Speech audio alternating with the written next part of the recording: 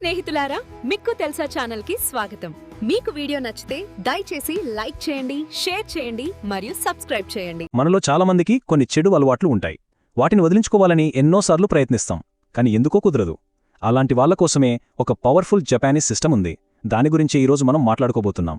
ఇది కేవలం ఒక పద్ధతి మాత్రమే కాదు, ఒక వ్యక్తి తన జీవితాన్ని ఎలా మార్చుకున్నాడో చెప్పే ఒక ఇన్స్పైరింగ్ స్టోరీ. ఇది బరువు తగ్గడం కంటే జీవితాన్ని తిరిగి గెలవడం గురించిన కథ. పదండి ఆ కథేంటో చూద్దాం. మన కథ ఇక్కడే మొదలవుతుంది. ఈ మాటలు చూడండి. ఎవరైనా తమ గురించి ఇలా అనుకుంటున్నారంటే వాళ్ల పరిస్థితి ఎంత నిస్సహాయంగా ఉందో అర్థం చేసుకోవచ్చు. ఇది ఓటమి అంచున ఉన్న ఒక తండ్రి కథకు నాంది అనమాట. ఇతని పేరే డేవిడ్. 40 ఏళ్లు, 140 కిలోల బరువు. ఆరోగ్యం పూర్తిగా దెబ్బతింది. అన్నింటికన్నా ముఖ్యంగా తన కుటుంబాన్ని తనే నిరాశపరుస్తున్నానన్న బాధ అతన్ని ప్రతిక్షణం తినేస్తోంది. అలాంటి ఒక రోజు జీవితాన్నే మార్చేసే ఒక సంఘటన జరిగింది. తన కొడుకుతో ఆడుకుంటున్నాడు. బాల్ పక్కవాళ్ల తోటలో పడింది. దాన్ని తీసుకురావడానికి వెళ్లిన డేవిడ్ అక్కడే కుప్పకూలిపోయాడు. కనీసం లేవడానికి కూడా ఓపికలేదు. ఇదంతా కళ్ల ముందే చూస్తున్నాడు తన కొడుకు. ఆ అవమానం, ఆ నొప్పి, అదే అతని జీవితంలో టర్నింగ్ పాయింట్ అయింది. ఇదేమన్నా మొదటిసారా అంటే అదీ కాదు. గతంలో ఎన్నో డైట్లు ట్రై చేశాడు. జిమ్లో చేరి మధ్యలోనే మానేశాడు. ప్రతిసారీ ఓడిపోతూ తన మీద తనకే నమ్మకం పోయింది. ఇక తన వల్ల ఏమీ కాదు, తన జీవితం ఇంతే అని ఫిక్స్ అయిపోయాడు. అలాంటి టైంలో ఒక డాక్టర్ దగ్గరికి వెళితే ఆయన అడిగిన ఈ ఒక్క ప్రశ్న డేవిడ్ ఆలోచించే విధానాన్నే మార్చేసింది. నిన్ను నువ్వు ఇంత దారుణంగా మార్చుకోవడానికి కొన్ని దశాబ్దాలు పట్టింది. మరికొన్ని నెలల్లోనే అన్నీ మారిపోవాలని ఎలా అనుకుంటున్నావు? ఎంత నిజం కదా! నిజమైన మార్పుకి టైం పడుతుంది. ఆ నిజాన్ని డేవిడ్ అప్పుడు గ్రహించాడు. సరే, అప్పుడు ఆ డాక్టర్ ఏం చేశారు? ఏవో మందులు రాసిచ్చారా? కఠినమైన ఎక్సర్సైజులు చెప్పారా? అవేవీ కాదు. ఒక జపనీస్ ఫిలాసఫీని పరిచయం చేశారు. మార్పు దిశగా డేవిడ్ వేసిన మొదటి అడుగు అదే. ఆ ఫిలాసఫీ పేరే కైజెన్. కైజెన్ అంటే ఏంటో తెలుసా? ఒక్కసారిగా పెద్ద పెద్ద మార్పులు చేసేయడం కాదు, ప్రతిరోజూ చిన్న చిన్నగా మనల్ని మనం మెరుగుపరుచుకోవడం. ఒక పెద్ద కొండనెక్కాలంటే ఒక్కో అడుగు వేసుకుంటూ వెళ్తాం కదా, అచ్చం అలాగే అన్నమాట. సో డాక్టర్ డేవిడ్కిచ్చిన మొదటి టాస్క్ ఏంటో తెలుసా? వింటే ఆశ్చర్యపోతారు. 2 వారాల పాటు రోజూ పొద్దున్నే లేవగానే ఒక గ్లాస్ నీళ్లు తాగు, అంతే, ఇంకేమీ చెయ్యొద్దు అన్నారు. దీని ఉద్దేశం బరువు తగ్గించడం కానే కాదు, ఇచ్చిన మాటను నిలబెట్టుకోవడం అనే అలవాటును మొదలుపెట్టడం, కాన్ఫిడెన్స్ని మళ్లీ బిల్డ్ చేయడం.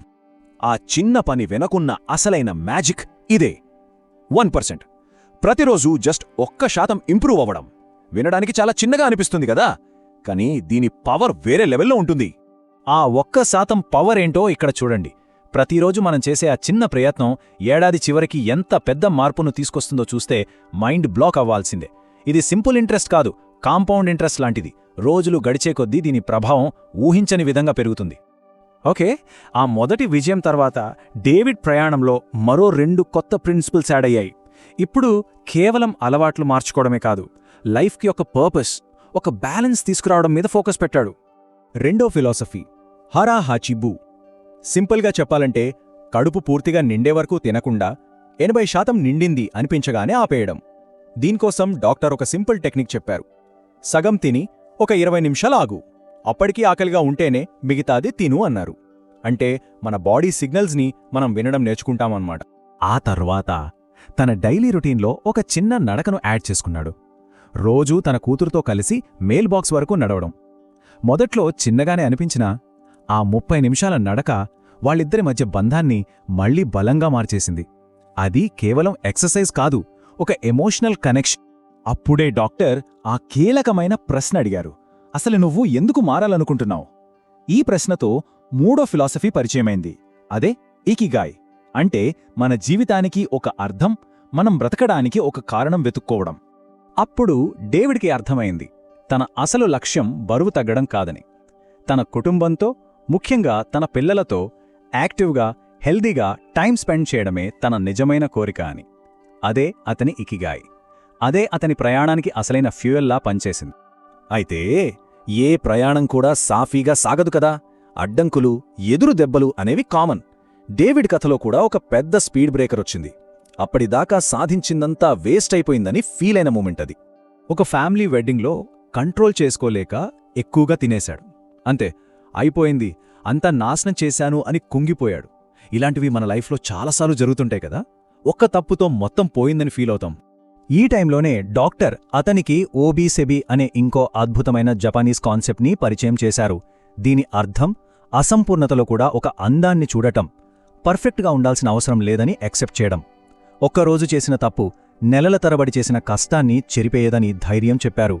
ప్రోగ్రెస్ ముఖ్యం, కానీ పర్ఫెక్షన్ కాదు. ఇక చివరిది 5వ ఫిలాసఫీ గంబారు. అంటే సింపుల్గా పట్టు వదలకపోవడం, కింద పడ్డామా మళ్లీ లేవడం, మన బేసిక్ అలవాట్లను మళ్లీ మొదలుపెట్టడం, ఎన్నిసార్లు ఫెయిల్ అయినా మళ్లీ ప్రయత్నించడమే గంబారు. మరి ఇన్ని అడ్డంకుల్ని దాటి పడిలేచిన డేవిడ్ తన పట్టుదలతో ఏం సాధించాడు? ఆ చిన్న 1% మార్పుల అసలైన పవరేంటో ఇప్పుడు చూద్దాం. చూడండి, డేవిడ్ ట్రాన్స్ఫర్మేషన్ 140 కిలోల నుంచి 88 కిలోలకు. టైప్ 2 డయాబెటీస్ రివర్స్ అయ్యింది. అన్నిటికన్నా ముఖ్యంగా ఒకప్పుడు ఓడిపోయిన వాడిలా ఫీల్ అయిన వ్యక్తి ఇప్పుడు తన గురించి తాను గర్వంగా ఫీల్ అవుతున్నాడు. ఇది కేవలం ఫిజికల్ ట్రాన్స్ఫర్మేషన్ కాదు, ఒక కంప్లీట్ ఐడెంటిటీ షిఫ్ట్. మొత్తం 18 నెలల్లో 52 కిలోలు. ఇది ఓవర్నైట్ మిరాకిల్ కాదు, చిన్న చిన్న అడుగులు నిలకడగా వేయడం వల్ల వచ్చిన ఒక అద్భుతమైన రిజల్ట్. ఈ సిస్టమ్ ఎంత పవర్ఫుల్ అనడానికి ఇంతకంటే ప్రూఫ్ ఏం కావాలి? సో మనం ఈ కథ నుంచి నేర్చుకున్న ఈ 5 పార్ట్ సిస్టమ్ ఇదే. 1 కైజెన్ అంటే చిన్న అడుగులు. 2 హరా హచిబు అంటే బ్యాలెన్స్. 3 ఇకిగాయ్ అంటే పర్పస్. 4 వాబీసాబీ అంటే ఇంపర్ఫెక్షన్ని యాక్సెప్ట్ చేయడం. 5 గంబారు అంటే పట్టుదలతో ఉండడం. ఈ 5 కలిస్తే లైఫ్లో ఎలాంటి మార్పునైనా సాధించవచ్చు. మరి ఈ కథ విన్నాక ఒక్కసారి ఆలోచించండి.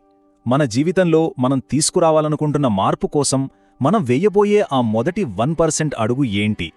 గుర్తుంచుకోండి, ఎంత పెద్ద ప్రయాణమైనా మొదలయ్యేది ఒకే ఒక చిన్న అడుగుతోనే.